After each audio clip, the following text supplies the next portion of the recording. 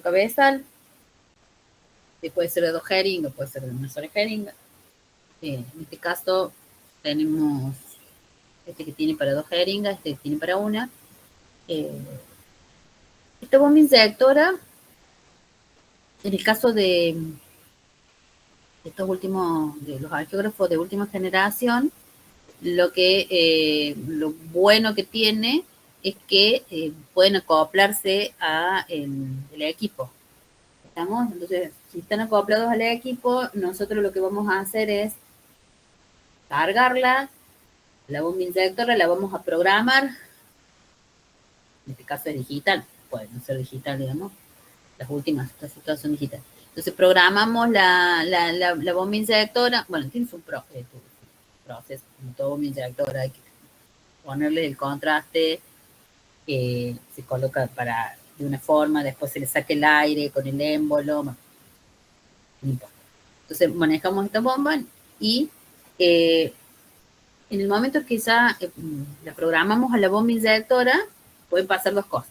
Una, que hagamos la inyección de contraste nosotros, que la hagamos de forma manual, ¿no? O que esté acoplada al equipo. Si está acoplada al equipo, en el momento en que el médico pisa el pedal para hacer la filmación, en ese momento automáticamente la bomba se activa y hace la inyección de contraste sola. Hay quienes prefieren así y hay quienes prefieren que se haga de forma manual. ¿Estamos? Entonces, bueno, básicamente bomba inyectora tiene que haber. Entonces, algunos estudios van a requerir bomba y otros no. Y algunos, por más que requieran bomba, y tiene preferencia el médico de hacerla de forma manual, la hacen por manual. Conocimiento de bomba la tenemos que tener, porque muchas veces a la bomba inyectora la tenemos que manejar nosotros. Obviamente las bombas tienen rueditas, las podemos mover, tienen freno para ponerlas, acercarlas a la mesa, camilla, que nos llaman, y cuando no la necesitamos retirar. Desde acá adentro va a ir una jeringa, digamos, que va a llevar un intermediario, una manguerita, como el suero, digamos, un intermediario, y va a unirse a la cola del catéter, también un módulo de catéter, pero desde ahí se va a hacer la inyección. Entonces necesitamos tenerla medianamente cerca en el momento que se utiliza, medianamente cerca, no tanto, pero cercana a la mesa del equipo, o camilla del equipo. Bien. ¿Qué otros elementos tenemos entonces dentro de la sala de hemodinamia? Tenemos la mesa de cirugía, que ya les dije, mesa en lo posible que esté por ruedita, porque es más fácil para acercársela o retirarla de la camilla. Y, bueno, todos los materiales que obviamente vienen dentro de un campo de cirugía, ese campo se viene preparado. En las salas de hemodinamia, cuando viene a la sala, ya viene en campo preparado, como si fuese una bolsa, que se abre directamente sobre la mesa esta y adentro ya trae todo lo que se necesita para empezar el estudio, ¿no? Y lo que no se va alcanzando ahí y en forma, digamos, todo tiene que estar estéril. Otra cosa tenemos dentro de la sala de hemodinamia, el carro de paro, carro de emergencia, con el cardiofibrilador y todos los medicamentos que se necesiten para colocar en el momento, digamos, de paro cardíaco y también para entubar el paciente. Entonces, lo primero que hacemos nosotros cuando llegamos, prendemos la luz de la sala, abrimos la sala, prendemos la luz de la sala, lo segundo que vamos a hacer es ir a fijarnos que estén las cosas en el carro de paro y fijarnos que prender el cardiofibrilador, estamos, que esté funcionando. Es lo primero que tenemos que hacer cuando llegamos a la sala. Y es responsabilidad nuestra, ¿estamos? Es responsabilidad del licenciado. Entonces, corroborar siempre, digamos, que esto esté. Después prendemos el equipo. Pero primero corroboramos eso, porque si nos olvidamos de eso en los momentos críticos, estamos mal, si nos olvidamos de esto, porque necesitamos tener las cosas prendidas. Vamos a estar prendiendo hasta que prenda, y algunos demoran en el momento de que hacen paro. Bien, ahí están, entonces, ahí hay otro tipo de cardiofibrilador. No sé si ustedes han manejado cardiofibrilador, pero lo vamos a manejar nosotros. Estamos en el momento que el paciente hace el paro, lo que hacemos es, el médico va a descubrir el pecho del paciente, el tórax del paciente, y nosotros nos van a decir, el médico nos va a decir qué descarga vamos a hacer, o sea, qué carga vamos a hacer, digamos, y hay quienes prefieren hacer una carga máxima en una sola vez, y hay quienes van de menos carga a más carga. Eso ya va a depender del médico, nos van a ir diciendo, y nosotros colocamos en esa forma. Entonces, uno del lado derecho y el otro viene en el apex, estamos, el otro, la otra paleta, y hacemos la descarga. Siempre teniendo en cuenta, obviamente, que no haya nadie cerca, hacemos el aviso y hacemos la descarga. Si hace falta hacer otra descarga más, y entre descarga y descarga, si no activa, digamos, con la primera descarga, lo que vamos a hacer es, bueno, nos hacemos hacia un costado y ya empiezan con los masajes, ¿no? Y bueno, se hacen las veces que sea necesario, que considere el médico que sea necesario las descargas. Pero bueno, lo hacemos nosotros. Entonces, para que sepan que el que no hace hemodinamia y quiere hacer hemodinamia tiene que conocer esto.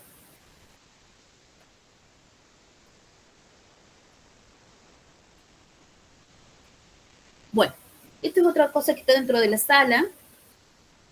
Nadie puede entrar a una sala de hemodinamia. O sea, ningún colega puede entrar a una sala de hemodinamia directamente que pretender hacer un estudio. ¿Estamos? Entonces, cuando uno tiene que conocer la sala, dónde están las cosas, memorizar dónde están las cosas, porque de eso depende nuestro trabajo, ¿estamos? Entonces, nosotros tenemos que conocer dónde están. Entonces, yo no puedo llegar y pretender hacer un estudio porque no va a suceder. O sea, no va a suceder porque nadie lo va a dejar, digamos, hacer, pero es así. Entonces, nosotros llegamos, cuando somos nuevos en el servicio, o cuando empieza ese servicio, lo que fuere, necesitamos saber y conocer dónde están cada una de las cosas que nos van a pedir, cada uno de los materiales. Yo les mencionaba que hay armarios, en toda sala de hemodinamia hay armarios, y en esos armarios van a ver todos los blisters colgados, ¿sí? Están todos los blisters colgados con los catéteres, todos los catéteres colgados. Si pueden estar, esto lo podemos, tiene rieles, entonces los podemos sacar hacia afuera. Voy a poner para mostrar un punto. Estos rieles los tiramos y vienen hacia afuera, están todos colgaditos para atrás, y en lo posible, estamos todo no mezclado. Acá arriba le podemos poner donde se pueda, si uno va a una sala y ve que está medio perdido, nadie le va a decir que no si uno va poniendo cartelitos con cinta de qué es cada cosa. ¿Estamos? Entonces, si está nomenclado, mejor. Y si no, bueno, tratarán de ver cómo se nomencla para poder acordarse o ver dónde están las cosas. Entonces, los armarios, acá están los catéteres. Supónganse, esto que están mostrando son estas puertitas de arriba, que acá están los stents del banco de stent, acá están los insufladores. Entonces, todos los materiales tenemos que conocer dónde están. Toda la medicación tenemos que conocer dónde está.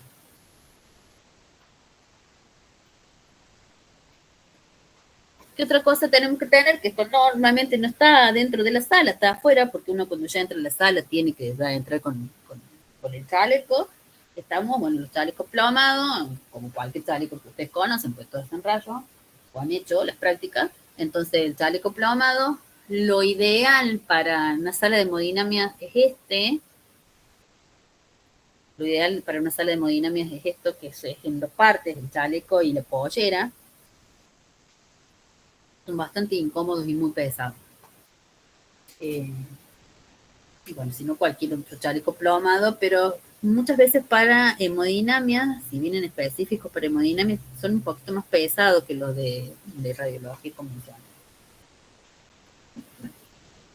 ¿Qué otra cosa también? Bueno, tenemos que tener el protector tiroideo, sí o sí, porque el chaleco nos cubre hasta ahí, necesitamos cubrir el cuello.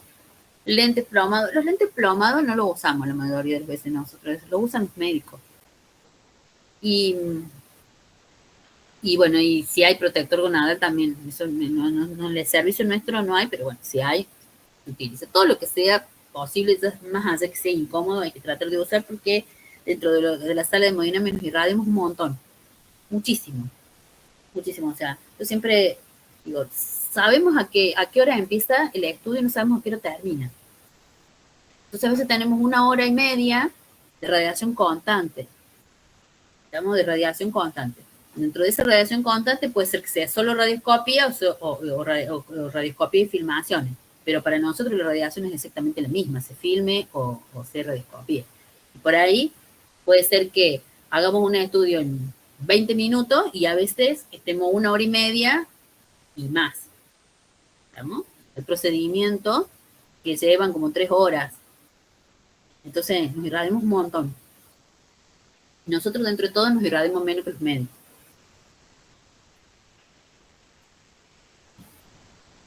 Bueno, entonces siempre tratar de estar protegido. Después vuelvo a esto. Vamos un cachito más adelante a ver si.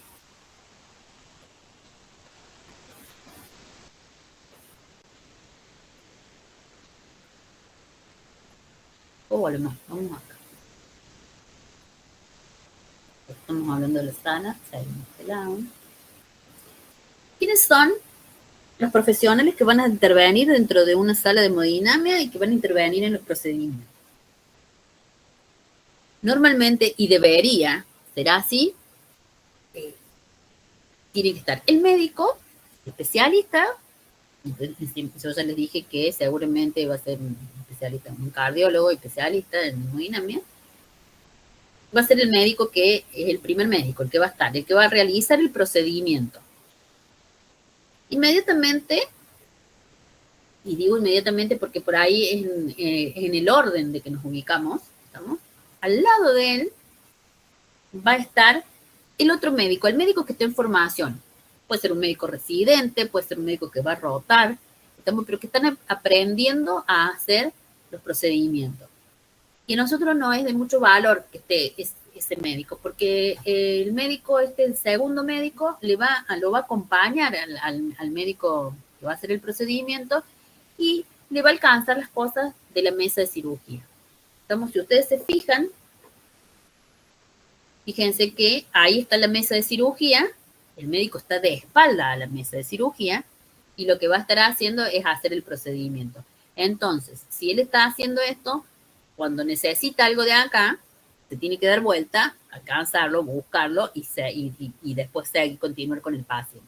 Entonces, si hay un médico en formación, que en la jerga por ahí hemodinamista se llama fellow, entonces si hay un fellow, entonces le va a alcanzar las cosas. Entonces él ya solamente va a estar prestando atención a lo que está prestando atención de su paciente y el otro le va a ir alcanzando los materiales.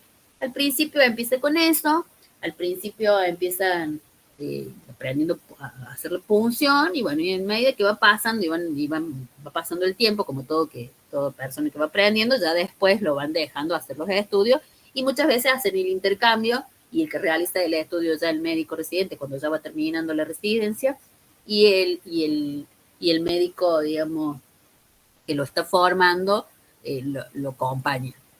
Pero siempre se empieza, digamos, así como alcanzándole y conociendo los materiales. Entonces, está muy bueno que haya un médico en formación porque lo ayuda y le colabora al médico que está haciendo el procedimiento. Bueno, después estamos nosotros, los licenciados en producción de imagen, y lo digo en el orden porque normalmente está bien al lado del paciente el médico tratante. Después le sigue el médico residente, el médico en formación, o sea, al lado. Y después seguimos nosotros que venimos en la punta del equipo, digamos, donde está el comando. Por eso les digo que mientras más a los pies podamos correr el comando del equipo, mejor, así no estamos tocando uno con los otros. Vamos a estar los licenciados. Bien, ¿qué otro personal hay? ¿Qué otro profesional hay? Va a estar el enfermero. Bueno, ¿qué va a hacer el enfermero? El enfermero lo que va a hacer es circular. Entonces, alrededor, siempre digo que nunca se sacan las fotos para el lado de donde está la mesada, pero de este lado está la mesada, de este lado están los materiales. Entonces, lo que va a hacer el enfermero es ir alcanzándole los materiales y se los va a ir poniendo sobre la mesa de cirugía. Obviamente que todo está estéril, ¿estamos? Entonces van a ir poniéndole sobre la mesa de cirugía los materiales que se necesitan. ¿Qué otra cosa hace el enfermero? Es ir, controlar el suero, la solución fisiológica que está colgada acá, y poner la medicación si es necesaria. ¿Qué otra cosa puede hacer el enfermero? Puede manejar la bomba. Decimos puede porque la mayoría de las veces lo hacemos nosotros, pero bueno, o sea, en realidad puede ser función de ellos ponerlo, ¿estamos? A manejar la bomba. En realidad cuando nos enseñan, cuando viene el aplicacionista a enseñarnos a manejar una bomba, viene y están los enfermeros, estamos nosotros. Pero bueno, a veces después en la diaria terminamos manejando nosotros la bomba inyector.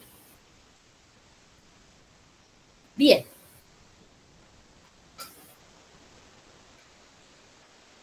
Dentro de la sala, los que están vestidos de cirugía, o sea, en ese campo que viene acá armado y que se abre sobre la mesa esta, vienen normalmente ropa para dos, ¿estamos? Ropa estéril para cirugía para dos.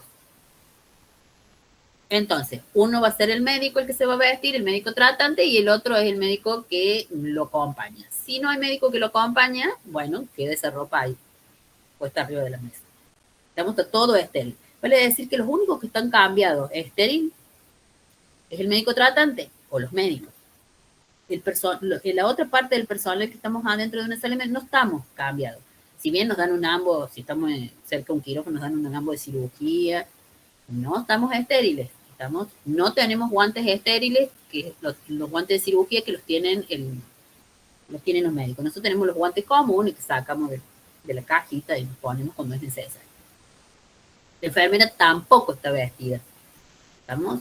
Entonces, por eso les digo yo que es mejor mientras más lejos estemos, para no tener que tocarnos con el médico que está ahí, o el médico tratante o el otro, porque si nosotros lo tocamos, lo contaminamos y se tiene que cambiar. ¿Vamos? Nosotros no podemos tocar el material, nosotros no tocamos el campo, ¿vamos? Le ayudamos muchas veces a poner el campo sobre el paciente, como está acá, ¿no? Acá viene la sábana, el campo penetrado y una sábana, cirugía, campo de cirugía, que va cubierto todo el paciente. Por ahí muchas veces le ayudamos al médico a ponerla agarrándola desde la puntita que va a ir acá colgando los pies. Él agarra la otra parte, colocamos, le ayudamos muchas veces porque por ahí son grandes. ¿Estamos? Y si no, lo ayuda el otro médico. Pero si no está el otro médico, lo ayudamos nosotros. Pero nosotros no podemos tocar. Si tocamos campo, hay que sacar todo de nuevo y empezar con... Imagínense qué lindo no nos van a dar. Bien. ¿Qué hacemos nosotros? Que lo dejé para el último. Bueno, manejamos el equipo. ¿Estamos? Manejamos la aparatología. Manejamos la bomba si lo tenemos que hacer. Manejamos el cardiodefibrilador si lo tenemos que hacer. Y muchas veces,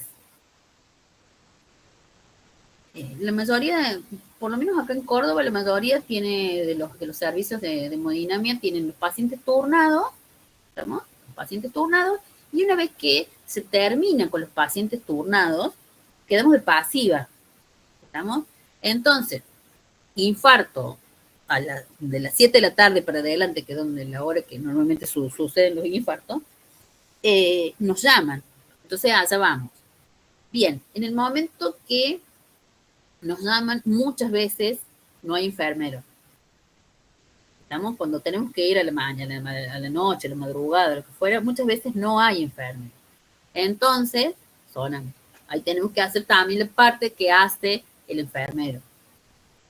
Por eso debemos conocer todo.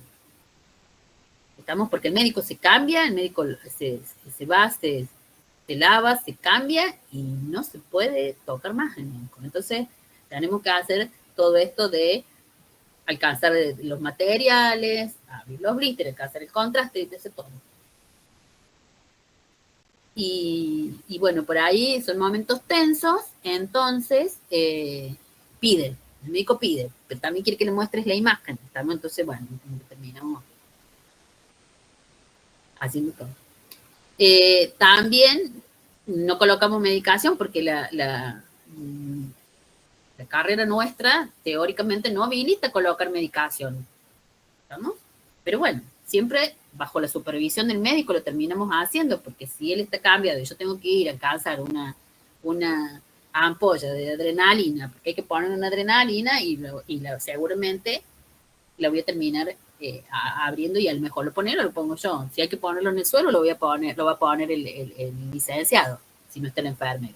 Ahora, si hay que ponerlo ahí donde está él, lo pondrá él.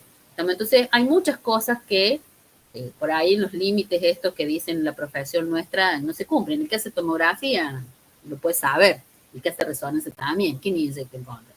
Y el licenciado.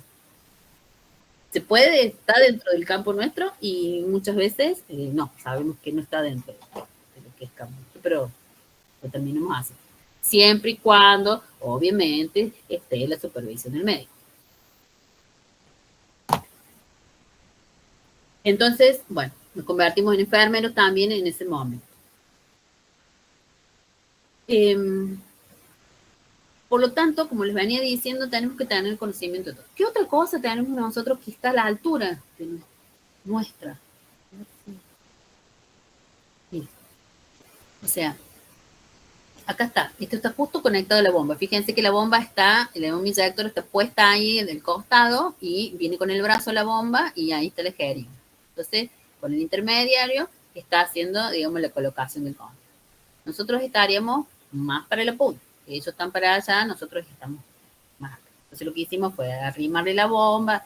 Esta manguerita, es estéril. De acá para arriba no es estéril, entonces no se puede cercar el campo. Entonces, nosotros en este momento estaríamos manejando también la bomba.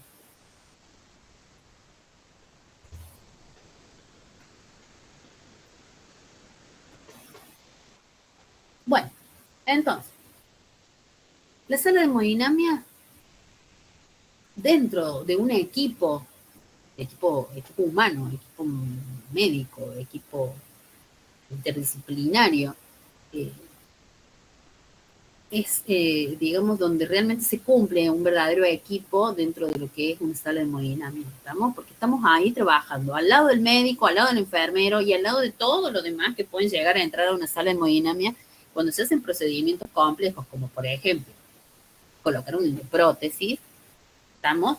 No solamente va a estar el médico el médico de información, el enfermero, los licenciados, los cirujanos vasculares, el que trajo la endoprótesis. Es un momento que hay un montón de gente.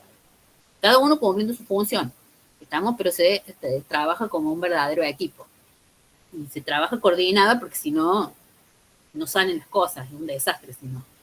O sea, no puede ser que el médico esté diciendo, alcánzame, no sé, un catéter cobra y yo no sepa qué es un catéter cobra porque voy a tener que ir a ver dónde. Primero, no sepa dónde están, no voy a saber dónde están, buscando el catéter, leyendo a ver cuál catéter es el cobra.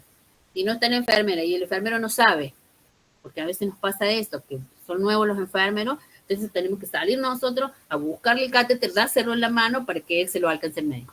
Bueno, entonces son un montón de cosas que tienen que coordinarse y todo el que está dentro de la sala tiene que conocer, pues si no se pierde tiempo. Y perder tiempo muchas veces no está bueno, más en los momentos, digamos, de crisis. Hay momentos tensos y la hemodinamia, como yo siempre digo, no es para nerviosos. Estamos, porque bueno, a veces sí, suceden cosas y trabajar nosotros como licenciados al lado del médico que nos esté demandando y que nos esté diciendo y que por ahí se enoja porque, y es una cosa que siempre pasa, o sea, cualquier cosa que pase con el equipo, con las imágenes, siempre la culpa la tenemos nosotros, ¿estamos? Entonces hay que tener sangre fría para poder estar dentro de una sala de hemodinámica porque, bueno, hay que trabajar y sabemos que tenemos que estar al 100% para el paciente, ¿no? Entonces, bueno, suceden esas cosas. Se cortó la luz, ay, la culpa no. Es gracioso, pero bueno, siempre es así. Entonces, bueno, entonces tenemos que tener, digamos, más allá de conocimiento para movernos dentro de la sala, tenemos que ser bastante tranquilos en esos momentos para aguantar lo que se viene. No todo el mundo se levanta estar dentro de una sala. Eh, con respecto a los enfermeros, hay salas de hemodinamia que prefieren tener instrumentistas. Entonces, ¿cuál es el problema de tener instrumentistas en una sala? Que ellos no colocan medicación, solamente alcanzan los materiales. Entonces, bueno, en esos casos la medicación o le pone el médico o le ponemos nosotros. Lo ideal sería siempre tener enfermeros, pero bueno, eso ya no lo disponemos nosotros, sino lo dispone lo dispone el hospital que nos mandan a la sala. Bueno, vamos a volver acá.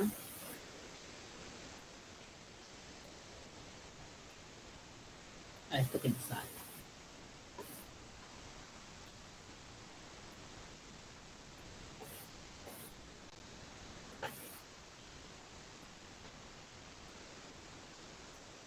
Vamos a lo que sería entonces los materiales. O sea, estábamos viendo qué es lo que necesitábamos y tratando de ver qué es cómo va a estar en la punta, porque yo por ahí hace años que no uso la punta.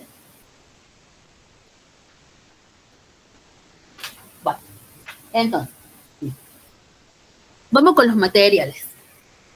Entonces, aparte de todo lo que dijimos que había dentro de una sala, están los materiales, que ustedes vieron que teníamos colgado ahí en el armario los catéteres. Bueno, está esto. Entonces están los catéteres, están las guías, están los introductores, todo material que se va a utilizar para poder realizar el procedimiento.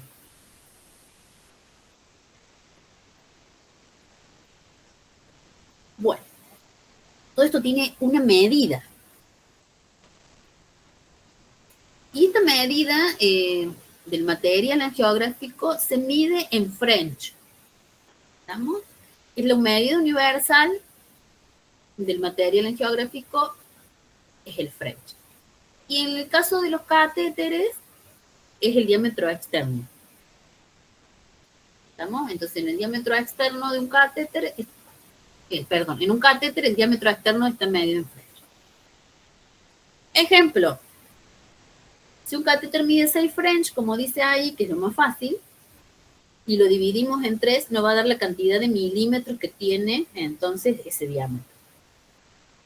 Entonces, French sobre 3, la cantidad de French que tiene el dispositivo, dividido 3 nos va a dar la cantidad de milímetros que tiene de diámetro entonces el material.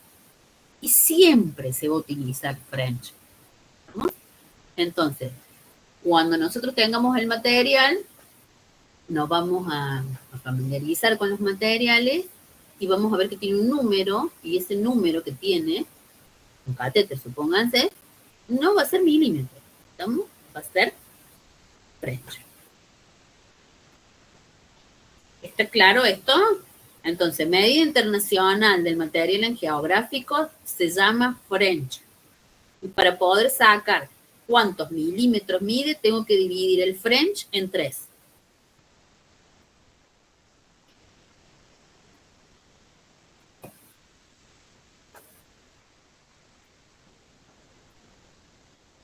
Bueno, vamos a ver los introductores.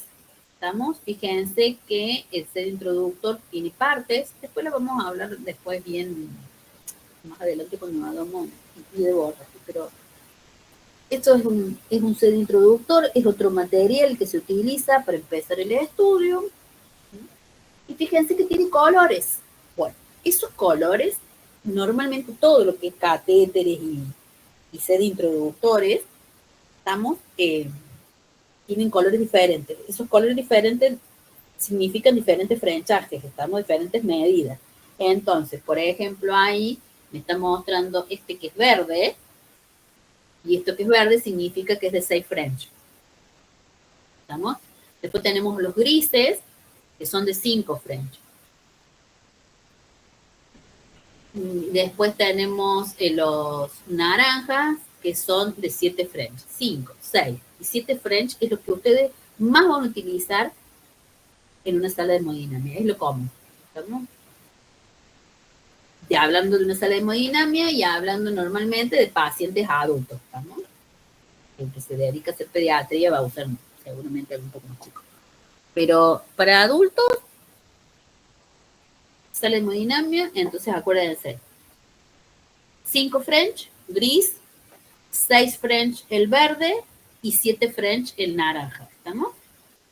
Entonces, normalmente diagnóstico en este momento, porque todo como avanza, entonces antes lo más común era hacer un diagnóstico, un estudio diagnóstico con 6 French, y ahora, como han venido mejorándose todo lo que es materiales, hemos podido achicar un poco los perfiles. Entonces, ahora, la mayoría de las veces, vamos a hacer algo diagnóstico con 5 French.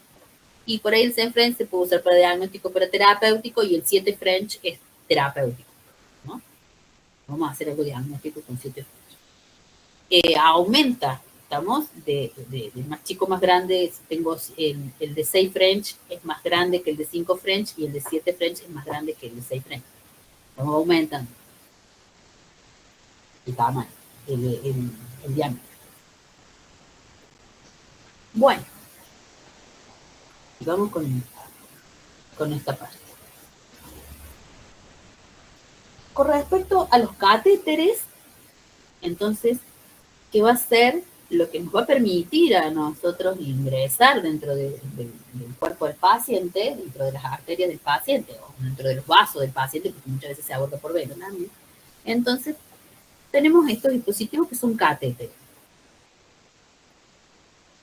El catéter está fabricado, o los catéteres están fabricados a base de polímero, ¿estamos? Como por ejemplo, no sé, polietileno o polipropileno, ¿estamos? Polietileno.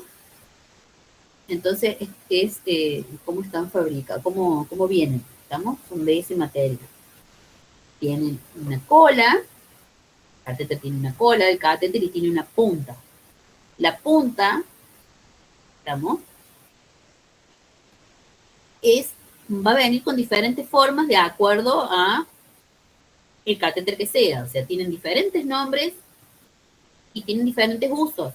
¿Estamos? Entonces, hay catéteres para diferentes ostios de arterias, ¿no? Entonces, no vamos a ver ahora los nombres, seguramente se los vamos a ir mencionando cuando veamos los estudios que catéteres que se usa, pero para hablar en general de lo que es materiales, tenemos que saber de qué material son. Ya les dije que es como de polietileno, como un polímero, y que pueden tener diferentes puntas, de acuerdo para lo que se vaya a estudiar. La cola del catéter es esta parte, y donde normalmente, no se ve acá porque es chiquito, pero va a tener un número. Este número va a corresponder a los French que mide el catéter. ¿Estamos? Entonces, a veces tienen la parte del número en color, o a veces tienen esta parte también en color, pero acuérdense que habíamos dicho que si hablábamos de gris, hablábamos de 5 French, si hablábamos de verde 6, si hablábamos de 7 French, no nada. Bueno, algo de esto va a tener la cola del catéter, ¿estamos? Ahí va a tener el numerito que nos va a decir 5, 6 o 7, o va a tener el color. Pero para que nosotros podamos reconocerlo más allá de el espesor que tiene, que cuando uno lo ve en la mano, lo tenemos, entonces obviamente que dentro del blister sabemos ya por por uso, cuánto mide cada uno. Si nosotros hiciéramos un corte transversal por un catéter,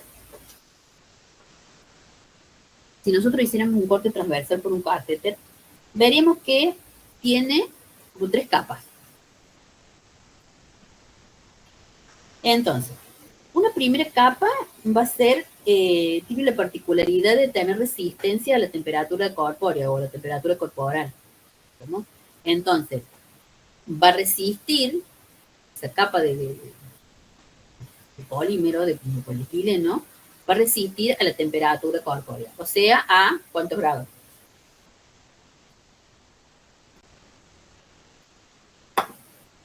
¿Cuántos grados la temperatura corporal? Pregunto, ¿alguien me contesta? 36. Bien, entonces va a resistir, va a tener esa resistencia a los 36 grados. Estamos 36, 37 grados. ¿Qué quiere decir eso? Que no se va a poner blando, o sea, los catéteres son blandos, pero cuando entran a la temperatura se ponen un poco más blandos, ¿estamos? Entonces, esta capa de afuera es la que lo va a hacer resistente para que no se ablande de más con la temperatura corporal. Entonces, entre contacto sanguíneo no se va a poner tan blando, ¿estamos? Para eso sirve, es una capa que es más resistente. La capa que le sigue, si nosotros hacemos ese corte y lo vemos como si fuese una rodaja al catéter, la otra capa que le sigue tiene una resistencia que algunas veces, algunos catéteres pueden tener una malla metálica en la segunda capa, digamos la capa del medio, pero que se ve como una lupa, pueden tener una pequeña, digamos, una muy finita capa metálica, o simplemente pueden ser del mismo polietileno, pero con una consistencia más dura.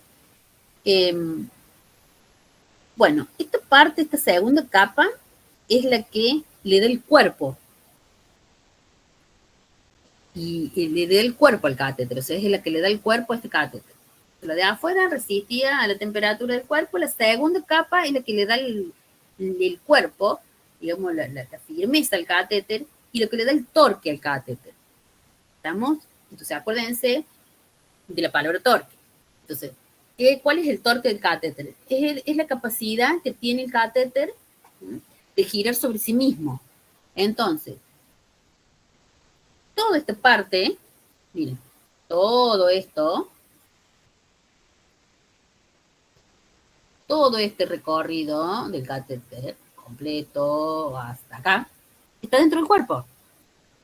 ¿Estamos? ¿Qué es lo que solamente queda afuera? La cola del catéter. Entonces, ¿qué es lo que maneja el médico? Esta parte. Y supónganse que yo esta punta, con esta formita que tiene esta punta, yo quisiera abordar el ostium, el origen de alguna arteria. Supónganse, me voy por la arteria, por la aorta, subo por la aorta, llego a la coronaria y tengo que entrar en el ostium de la coronaria. Y solamente tengo esta parte para moverme. No se mueven solos los catéteres. Entonces, el que tiene que hacer, girar la cola del catéter para poder lograr que esta punta entre en el origen o en el ostium de la arteria. Bien, entonces, el torque que tiene el catéter le va a permitir hacer eso, o sea que el torque ideal de los catéteres, y lo que ahora vienen casi todos los catéteres con el torque de 1, así se llama, torque 1, que va a ser que cuando gire una vuelta afuera, gire una vuelta adentro, ¿se entiende? Si ellos giran media vuelta el catéter desde afuera, van a girar media vuelta el catéter adentro, porque lo tienen que manejar desde ahí. Entonces, esa segunda capa que tiene el catéter es la que le permite esta suerte de rigidez y el torque del catéter. ¿Se entiende?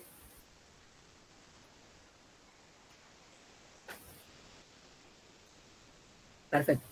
Bien. Por debajo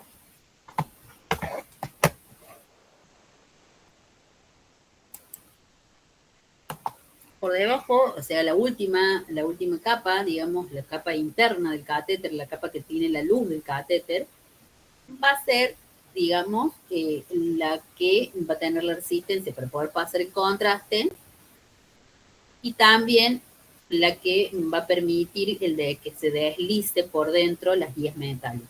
¿Estamos? Entonces esa capa más interna es la que va a estar en la luz del catéter y por ahí adentro van a pasar las guías y va a pasar material de control.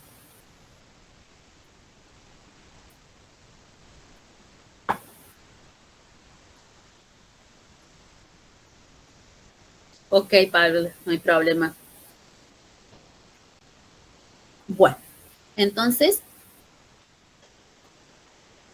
eh, todo el catéter, o algunos catéteres van a ser casi todos de polímero, de polipropileno, polietileno, las tres capas, nada más que una va a ser más rígida que la otra, y algunos tienen esa capa media que dijimos que es la que le da el torque, a veces en algunos catéteres son como una mallita media. Bueno, entonces hablamos de catéter. Todos con su forma, con perforaciones, de acuerdo al catéter, al nombre del catéter y al fabricante. Vamos con otra parte, que son estas que tenemos acá, que son las guías metálicas. Bueno, como la palabra lo dice, son guías. También se les llaman cuerdas, ¿estamos? Bueno, entonces recordad que todas las cuerdas metálicas o las guías metálicas, muchas veces lo van a escuchar decir que cuando tienen algún video, hay muchas cosas de España en su vida, entonces que hablan muchas veces de cuerda. Pero sí se les dice cuerda bien. Con respecto a las guías metálicas, entonces vamos a primero hacer una división.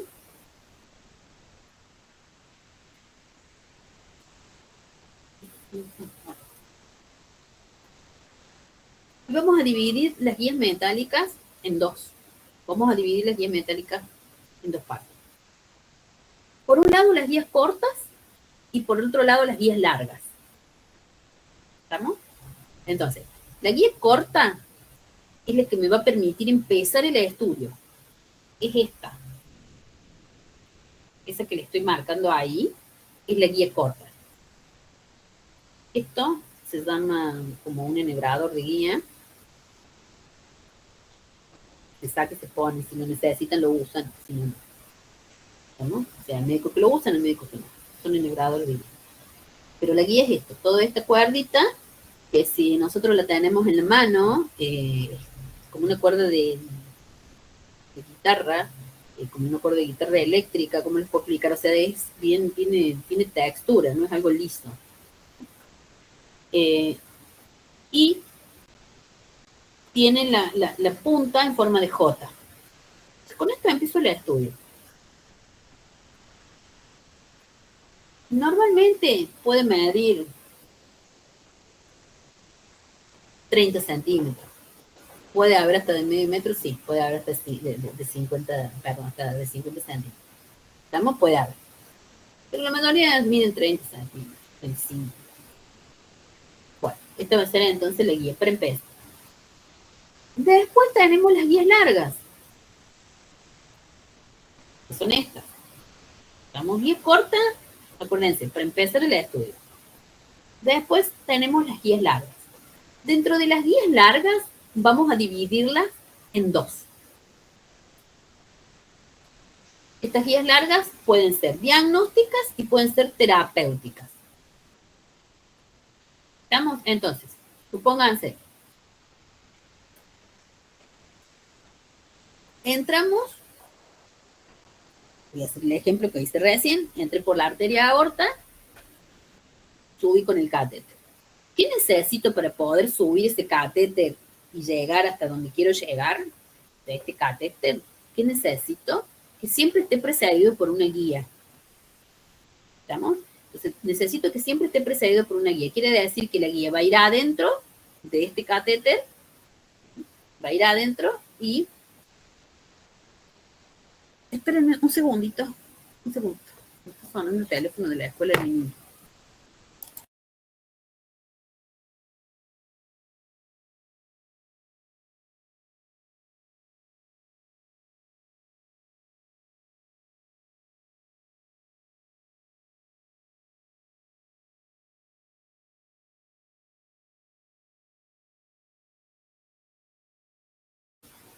Listo, está todo bien.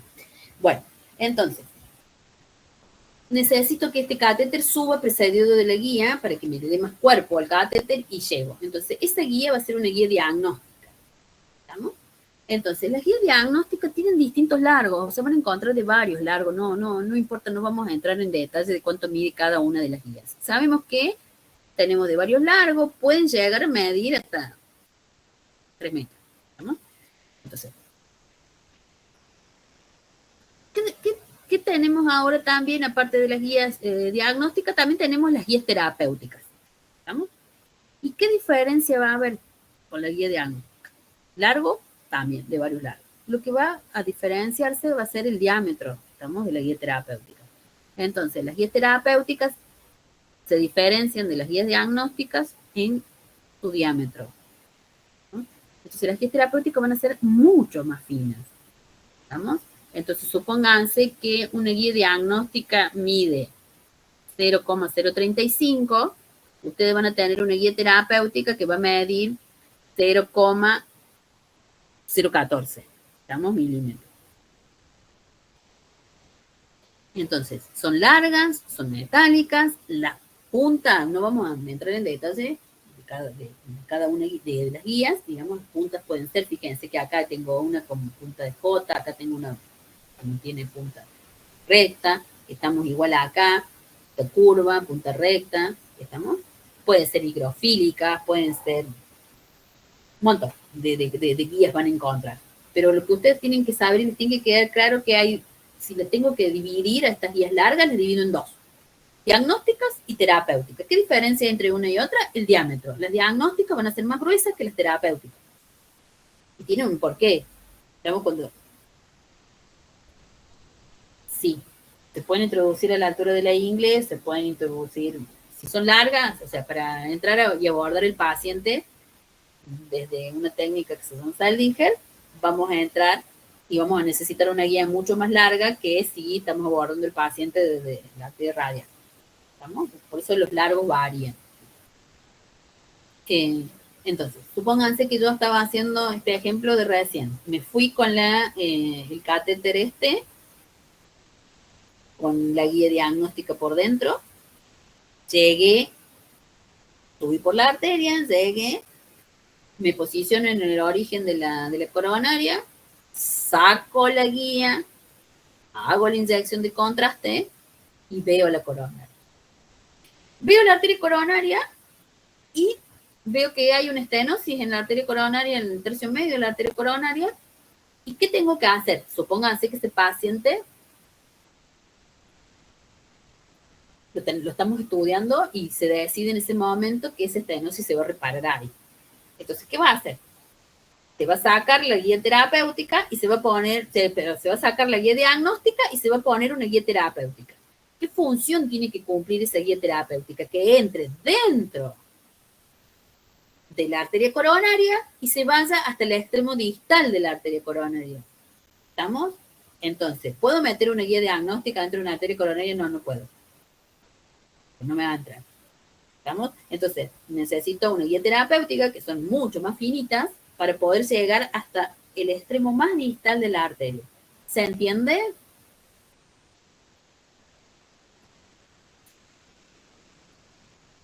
Bien. Entonces, para eso voy a utilizar después las puntas, la forma. Ese es otro capítulo aparte porque vamos a estar hablando de un día completo de guías de catéter. Pero, digamos, básicamente, en resumen es esto. ¿Estamos? ¿De qué están conformados los catéteres? ¿Cuáles son los tipos de guías que hay así a grosso modo? Lo dividimos en dos, guías cortas y guías largas. Guías cortas solamente para empezar el estudio. Guías largas las dividimos en dos. Unas van a ser más gruesas, que son diagnósticas, y las otras son más finas y son guías terapéuticas.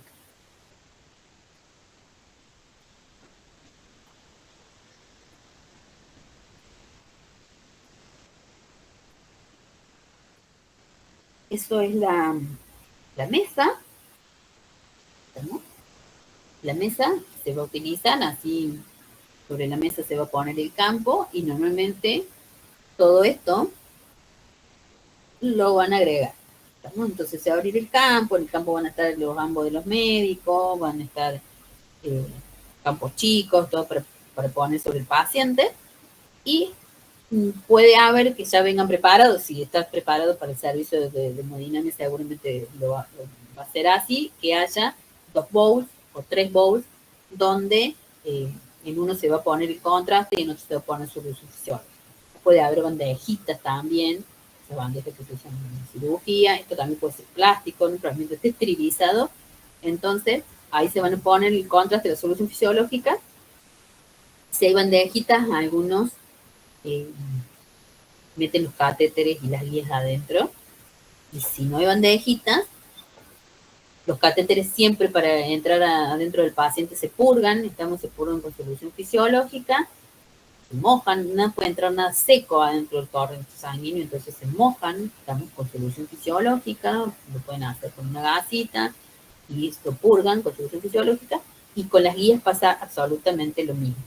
En este caso, esto que está acá, nosotros le llamamos la casita de la guía, y acá adentro vienen las guías metálicas. Entonces, algunos suelen, por esta parte de la casita, poner la punta de la jeringa y ponerle solución fisiológica directamente dentro de la casita. Así cuando la sacan, ya, la guía sale mojada. Y fíjense que acá está enroscada, y así es la forma en que está enroscada, digamos, la guía, para que no queden abiertas todas, porque hay unas que son muy largas y corres el riesgo de que se caigan, que se caen, no se puede usar más.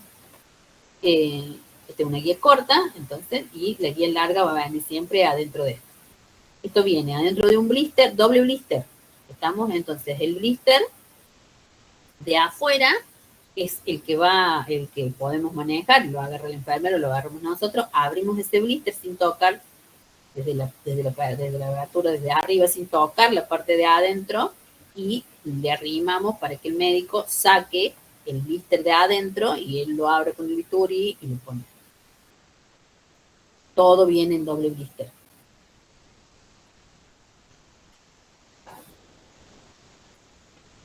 Las jeringas, que saben ustedes cómo vienen por cualquier jeringa, entonces lo que vamos a hacer es abrirla a la jeringa sin tocar la jeringa y se la tiramos allá adentro, igual que las hago.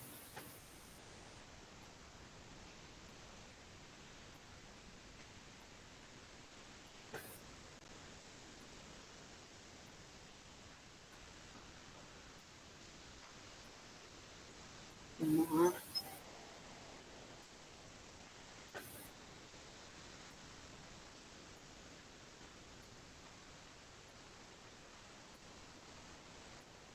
preparación del paciente. Entonces este paciente nos va a llegar a nosotros, la sala de hemodinamia.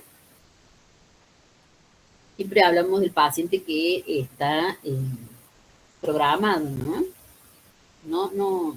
No del paciente que viene en emergencia. ¿Qué tenemos que controlar? Entonces este paciente tenga el consentimiento informado. Bueno, no hay problema. Que este paciente tenga el consentimiento informado, y así nos fijamos todos que tengan el consentimiento informado. El paciente tiene que estar en ayuna, por lo menos unas 5 horas de ayuno, ¿no? Tiene que estar en ayuno porque vamos a hacer un contraste.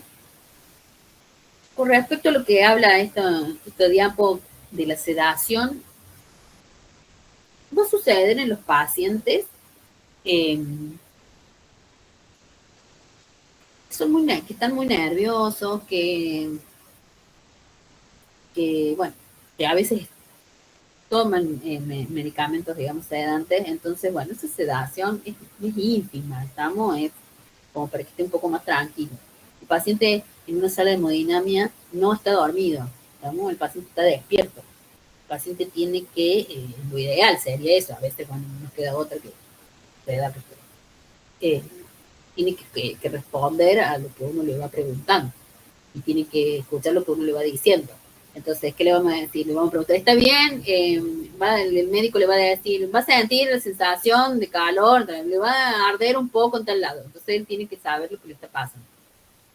Y muchas veces se le dice, respire hondo, un rato, no se mueva. Entonces, un montón de cosas que tiene que nos interesa que responda el paciente.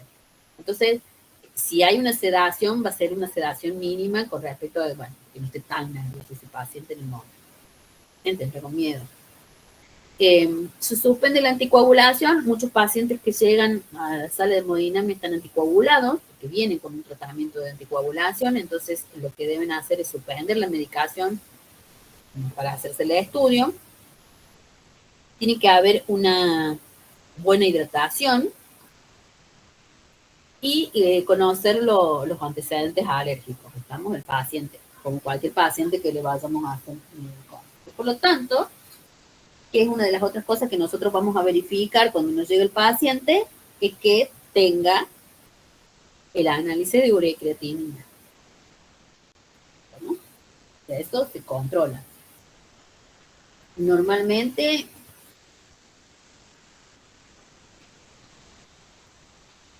a ver, ¿cómo les digo? Si ningún paciente llega caminando a la sala de hemodinamia, o sea, ningún paciente llega caminando a la sala de hemodinamia. El paciente, cuando nosotros lo ingresamos, viene en la cancha.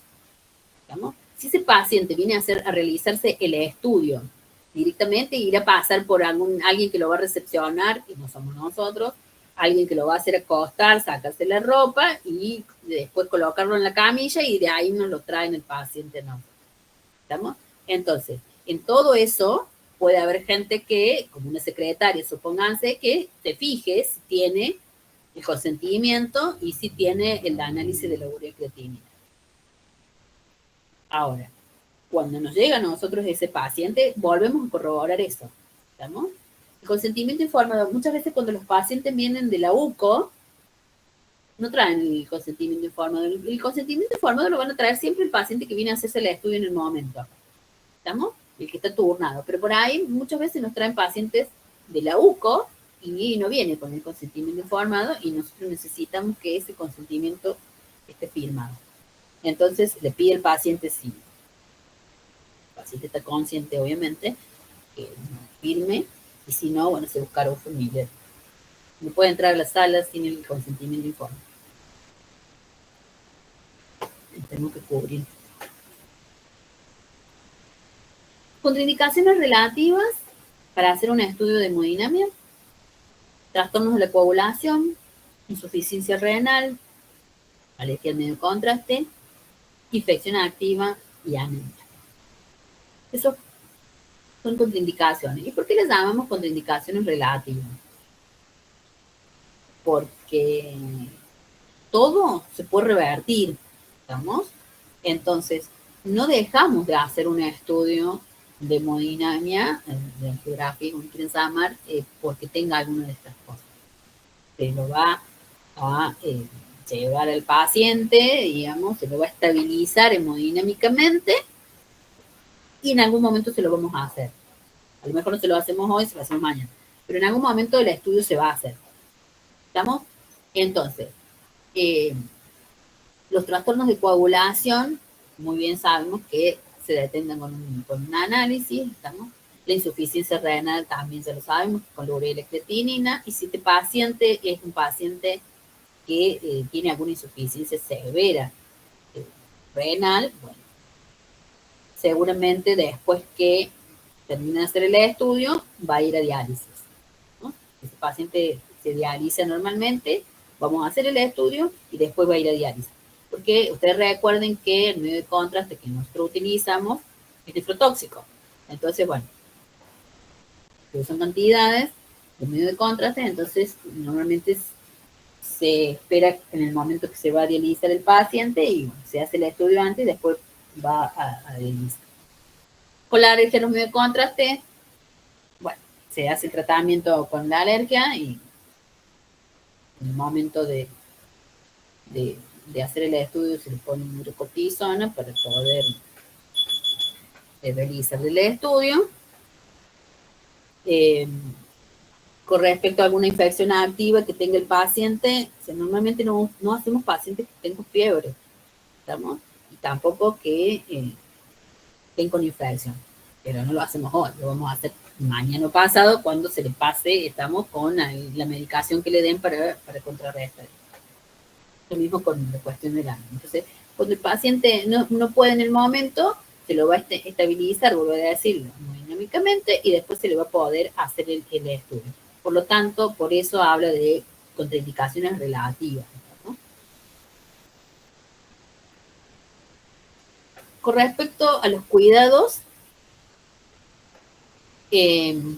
para entrar a la sala de hemodinamia, y acá hablan de cuidados de enfermería, que a veces no son tan cuidados de enfermería, también son nuestros. Normalmente, dijimos el ayuno, 6 horas, más o menos.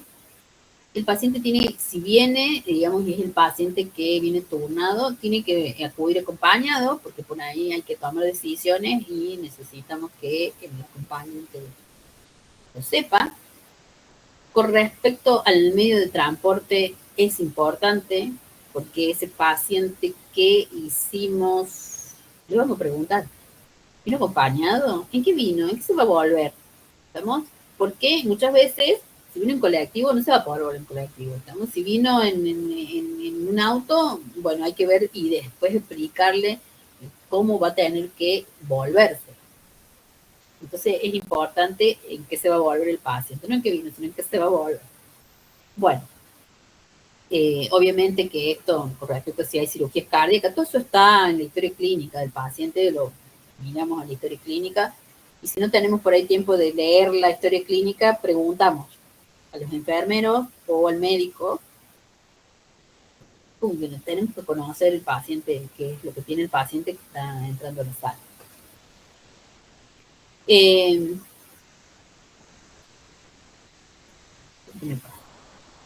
Bueno, como dijimos recién, suspende la anticoagulación, y acá hay una cosa importante, vamos a hablar de cada uno de estos, pero sí importante es que no tenga el esmalte en las uñas, porque nosotros lo que vamos a hacer es, dijimos, hacer el control, digamos, de la oximetría del paciente, y muchas veces cuando están pintadas las uñas no se puede ver bien, como que no lo toma al control de la oximetría. Con respecto a esto, no sé si lo dije, pero cuando nosotros estamos parados, dije que estábamos parados frente al polígrafo o estamos parados frente al monitor del registro del paciente, tenemos que controlar eso, porque a nosotros nos queda bien enfrente el registro del paciente. Entonces nosotros lo que tenemos que saber es ver el electro, ver el registro de electrocardiografía, vemos también el oxímetro, la oximetría, controlamos la curva de las presiones, los polígrafos normalmente tienen, digamos, el tensiómetro ese que se insufle solo, y va tomando y programamos cada cuánto queremos que se insufle el tensiómetro. Entonces vamos a controlar también cuánto tiene el paciente de tensión, y la presión invasiva, que es la presión interna que se toma con algunos catéteres. Bueno, eso también lo controlamos nosotros. Entonces, para decir que el monitor ese que tiene el registro, lo tenemos al frente nuestro. Entonces nosotros vamos a estar mirando eso, aparte de mirar lo que hacen, ¿no? Miramos ese porque el médico está concentrado en lo que está haciendo él, y nosotros vamos a advertir algunas cosas. Se le subió la tensión, se le bajó la oximetría, entrando para el paciente. Eso lo estamos mirando nosotros en el monitor. Muchas veces, en el instante que están abriendo un stent, muchas veces están bien concentrados en mirando en la pantalla, digamos, mirando cómo se está abriendo el stent, porque están colocando el stent, y el paciente se para. Si el paciente se para, nos vamos a dar cuenta nosotros, porque nosotros estamos mirando el monitor del registro, estamos de la electro. Entonces vamos a darnos cuenta primero nosotros, son segundos, pero si se paró el paciente, entonces ellos terminan lo que están haciendo y empezamos con poner todo lo que hace poner en el caso de que se hace un paro el paciente. Entonces, eso es responsabilidad nuestra. No sé si lo mencioné porque pero bueno, sépanlo, que también es responsabilidad nuestra. Con respecto a esto, eh, vamos con los cuidados, dijimos el ayuno, y acá hay una cosa muy importante que tenemos que ver. Si el paciente viene rasurado, si no, bueno, lo rasuran las enfermeras, tiene que venir rasurado, pero tiene que siempre estar canalizado. El paciente no puede entrar a una sala de hemodinamia cuando no tiene una vía. Necesitamos que esté canalizado. Entonces, si el paciente llega, lo traen en la camilla, estamos por entrar a la sala y vemos que no está canalizado, tenemos que fijarnos eso. Que el paciente esté canalizado. Y si no, bueno, llamar que lo canalicen, y si no, bueno, canalizarlo no sé. Pero el paciente tiene que tener una vía y tiene que tener la solución fisiológica puesta. Siempre permeable, controlar que la vía esté permeable, porque se necesita en casos, por ejemplo, cuando se les baja la presión a los pacientes, abrir un poco más, darle más volumen para que suba la presión. Entonces siempre la vía, y si viene ya con la vía puesta, tenemos que ver y tratar que esté permeable esa vía.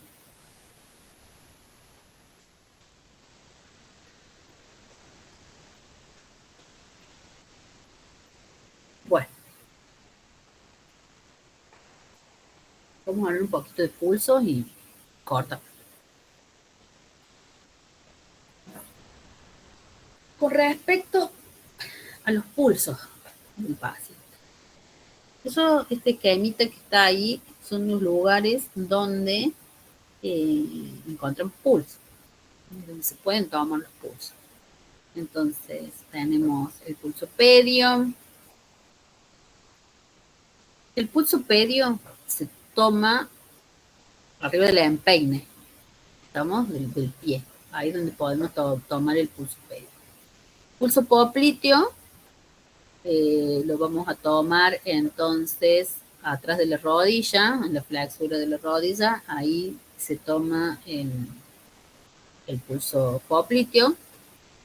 Tenemos el pulso femoral, que lo vamos a tomar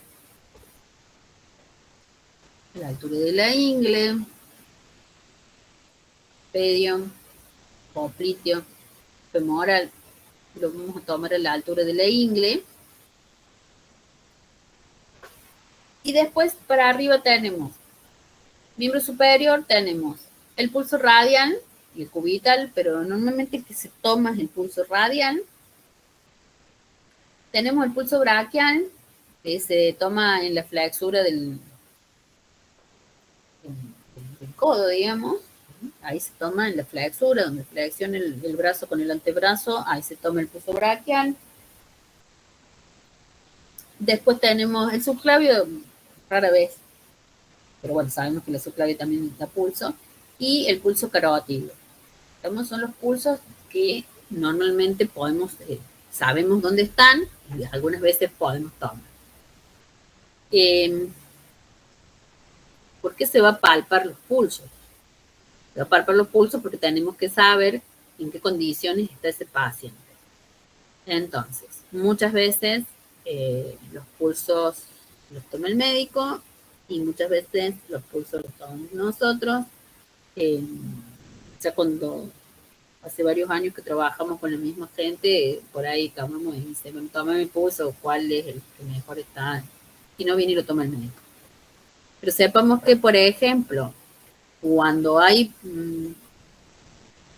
mala circulación, estamos en lo que es el miembro inferior, vamos a tener una disminución y una ausencia del pulso pedio.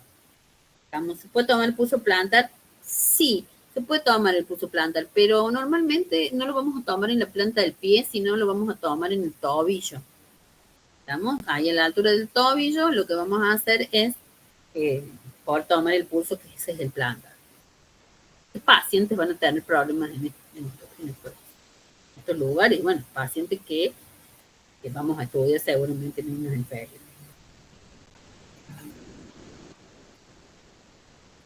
El pulso femoral es el pulso que sabemos tenemos que tomar siempre, la flexura, entonces del muslo a la altura de la cadera, estamos a la altura de la articulación, ahí tomamos el pulso femoral. Y otro pulso que se toma normalmente es el pulso radial. Entonces tenemos que conocer dónde toman los pulsos. Recuerden también que el pulso se toma, estamos con los 4 dedos, pero no con el primer dedo, sino con el dedo gordo, porque tiene pulso propio.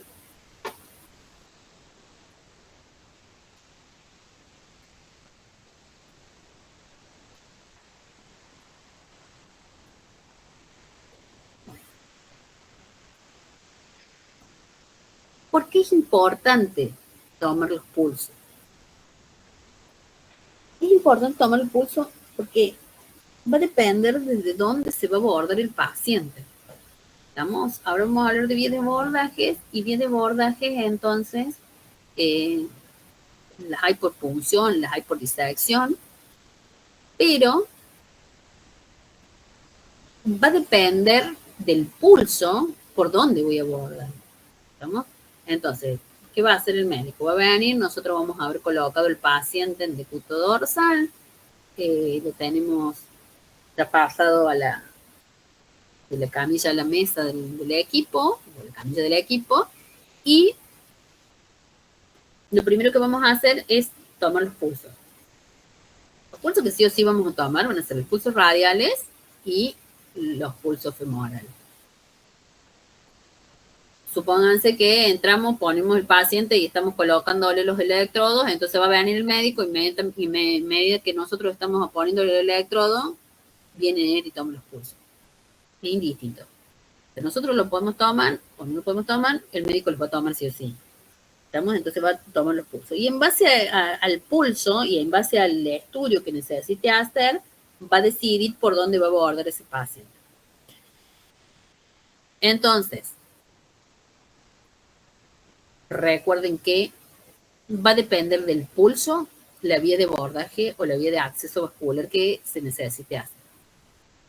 Hay como preferencias por ahí de algunos médicos en hacer una u otra vía de abordaje. Hay médicos que les encanta abordar por vía radial y no les gusta por femoral, y hay quienes al revés.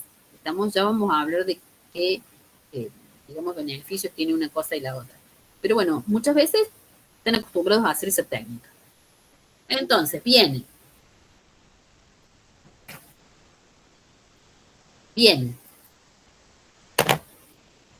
Tomen el pulso radial o tomen el pulso femoral. Vamos a hacer el ejemplo más cómodo.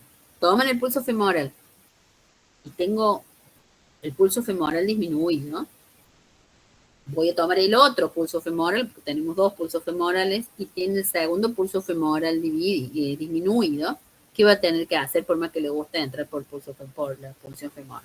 Y va a tener que ir y tratar de tomar los pulsos radiales para ver si se puede abordar por ahí.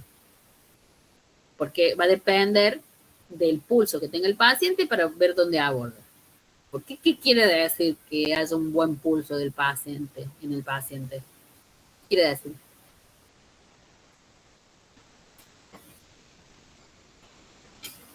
¿Ven a alguien en el micrófono? Que eso me cansé de hablar. ¿Qué quiere decir que tenga un buen pulso o que esté disminuido el pulso? Qué buena circulación. Ah, tal cual. ¿Estamos? Entonces, si el pulso va a estar bien cuando hay buena circulación. Cuando el pulso está disminuido, quiere decir que la circulación está disminuida. ¿Estamos? Entonces, yo tengo estenosis, las ilíacas, ¿estamos? ¿Qué va a pasar con el pulso femoral? Y no voy a tener. Si tengo una obstrucción total en la ilíaca, voy a tener nada de pulso femoral. Si hay una estenosis en la ilíaca o en la femoral, ¿estamos? Voy a tener ahí una estenosis considerable. ¿Qué va a pasar? Y me va a disminuir el pulso. Si hay disminución del pulso, ¿qué quiere decir? Que no voy a poder abordar el paciente por ahí. Entonces, por eso siempre la vía de acceso vascular, más allá que por predilección de una u otra, va a depender del pulso del paciente. Por eso siempre se toma el pulso del paciente. Nosotros tenemos que colocar el paciente, que ya dijimos, en decúbito dorsal, y una vez que está colocado ahí, ya pasado, va a venir el médico, nosotros tomamos el pulso. Si somos dos, uno va a estar haciendo una cosa y el otro va a estar haciendo la otra, uno toma pulso, el otro está poniendo, pero otra cosa que tenemos que hacer es colocar los electrodos. Estamos los electrodos que se van conectados al polígono.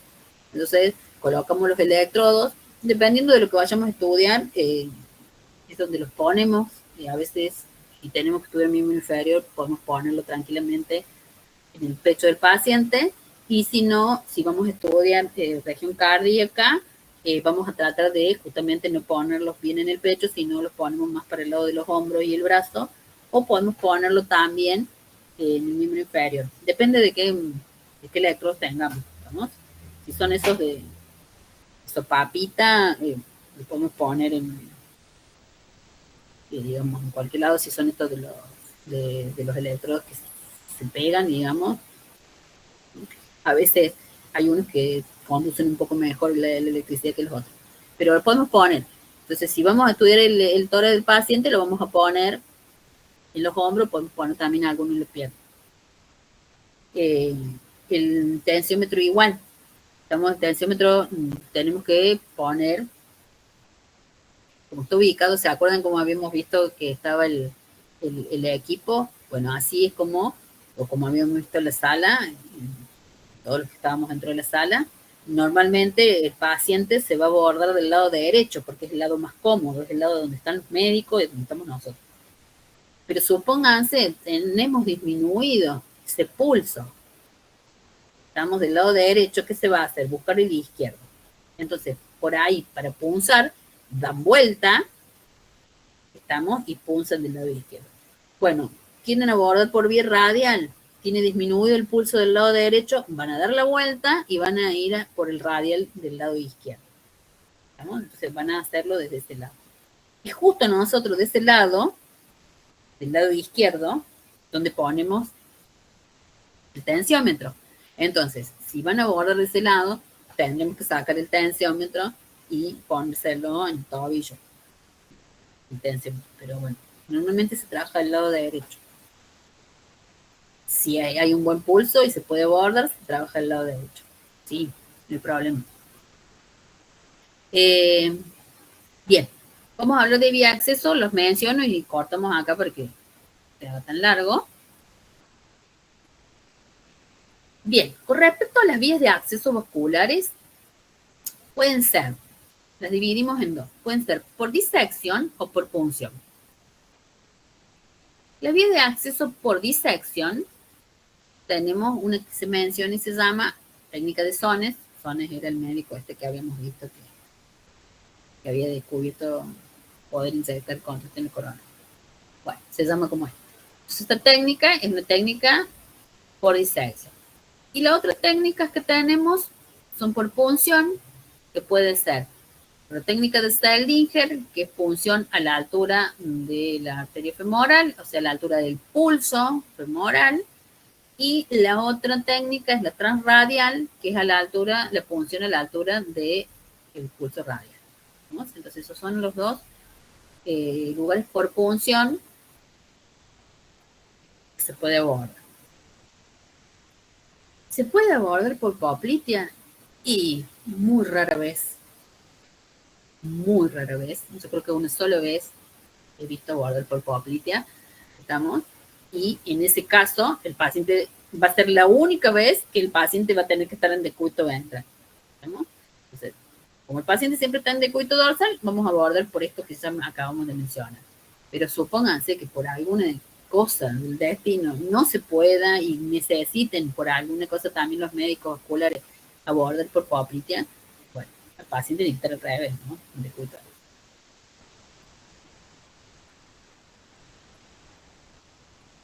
Bueno. La vía de acceso vascular, entonces, por disección, se va a hacer esta técnica de Sones. Acuérdense que el pulso de la braquial lo tomábamos en la flexura del brazo, a la altura del codo, pero en la flexura.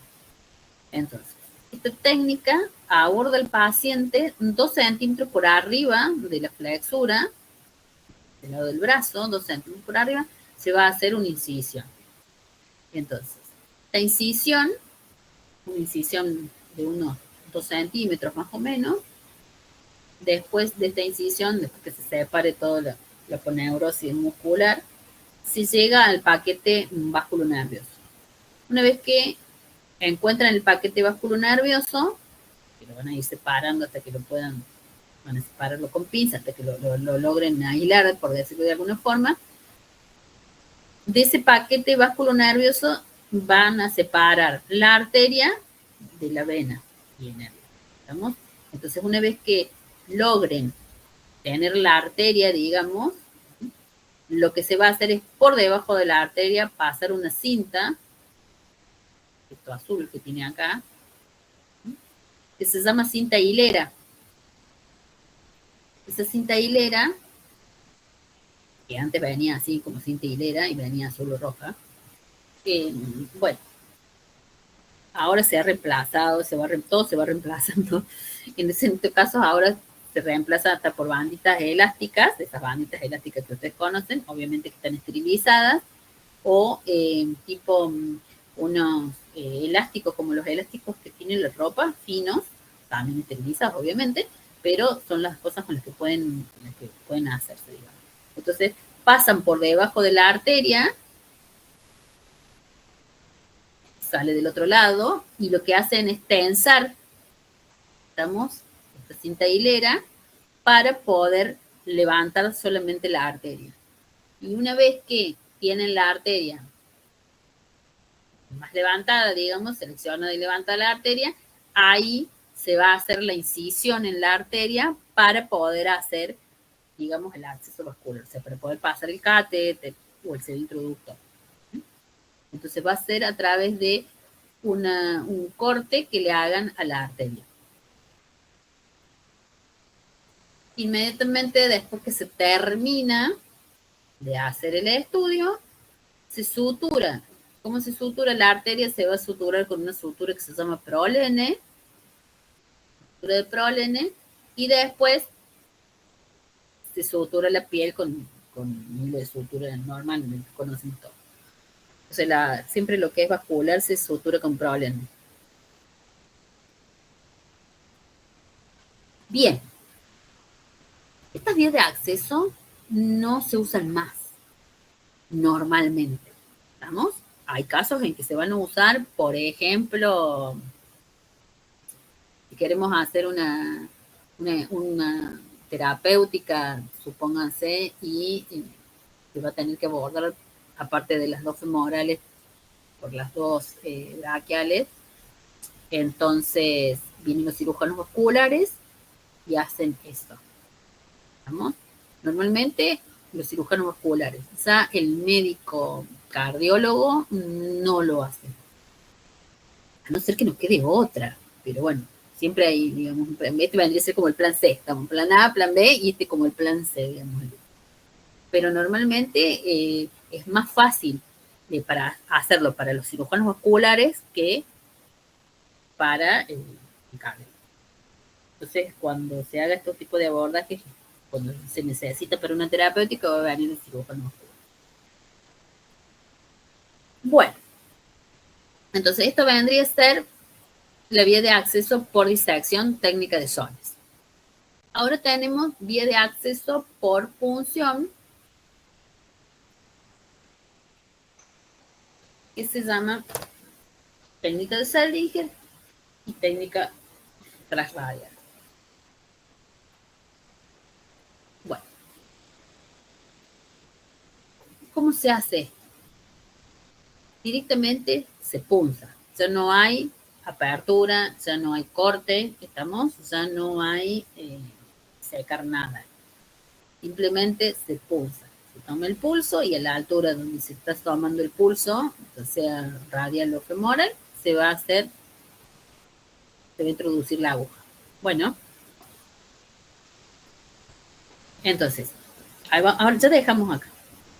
Entonces, ahí vamos a hacer entonces la punción. Punción radial, voy a seguir acá. Punción radial o punción femoral. Pro y contras. La punción femoral, para muchos especialistas, es más cómoda. ¿Estamos? Es más cómoda, es la que primero se usaba, digamos, después que apareció, después de técnica de Sonia apareció esta forma de abordar al paciente a lo largo del tiempo, que fue la punción femoral. Entonces muchos se formaron entonces a través de poder abordar el paciente por punción femoral. Entonces por ahí es mucho más cómoda por ahí también para maniobrar el catete, la punción femoral. ¿Estamos? Ahora, el paciente que se lo va a punzar femoralmente, digamos, tiene que quedar internado. Entonces, ese paciente que hicimos esa punción femoral va a quedar internado una vez que termine el estudio. Ese paciente va a quedar, si se hizo a la mañana, quedará hasta la noche, y todos sabemos que a la noche nadie da altas, entonces queda hasta el otro día. Y si se lo hizo después del mediodía, tiene que quedar hasta el otro día sí o sí. Queda entonces internado. En sala de recuperación,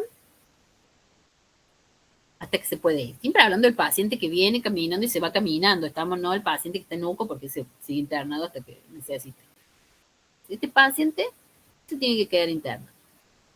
Se va a hacer después una compresión. Eso vamos a hablar mañana de la compresión. Se va a hacer la compresión y después cuando se va a la sala de recuperación, va a quedar...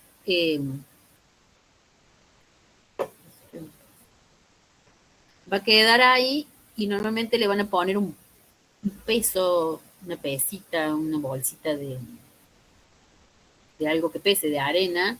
Estamos arriba para que haga peso.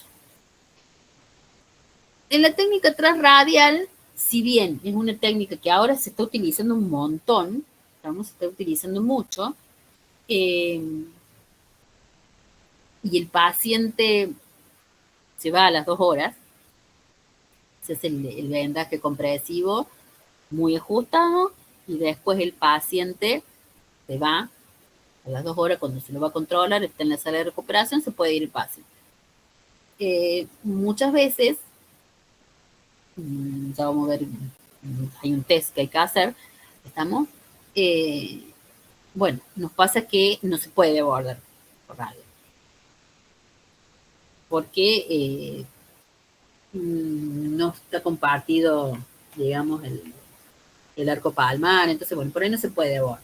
Entonces, y otra cosa que tiene es que para maniobrar en determinados estudios del catéter es más incómodo. Pero bueno, ya es como que se hace mucho, entonces ya le han agarrado bastante la mano. Pero si tenemos que comparar una con otra, más cómoda para maniobrar el catéter es la punción femoral. Pero el paciente se queda internado. Esto que hablábamos de en qué se va a volver el paciente. Bueno, tiene que ver con la punción femoral. Estamos ese paciente que aparte que se queda internado hasta el otro día, no se puede volver en un lugar, no se puede volver en moto, no se puede volver en colectivo, se tiene que volver en un medio de movilidad, en un auto, y tiene que sentarse semi acostado, digamos, siempre con el miembro inferior derecho. O sea, no puede flexionar, estamos ahí a la altura de la ingle, no se puede flexionar porque va a ir con su vendaje, se va a ir con su vendaje a su casa y recién al otro día se lo va a poder sacar. O sea, está un día internado, vendado, y después al otro día se va a su casa y sigue con el vendaje por un día más. ¿Estamos? Entonces, ese paciente no puede flexionar. Si tiene que ir al baño, tampoco puede sentarse. ¿Estamos? Entonces tiene que estar medio estirado siempre, no puede flexionar la punción femoral. La punción radial, en cambio, no. Sí, va a tener que tener cuidado con los movimientos de la mano, digamos, muñeca, pero ya a las 2 horas, digamos, puede irse a su casa tranquilamente con los cuidados. Entonces, eso por ahí también es la diferencia entre qué se va a usar, qué técnica se va a usar para punzar. Bueno, dejamos acá.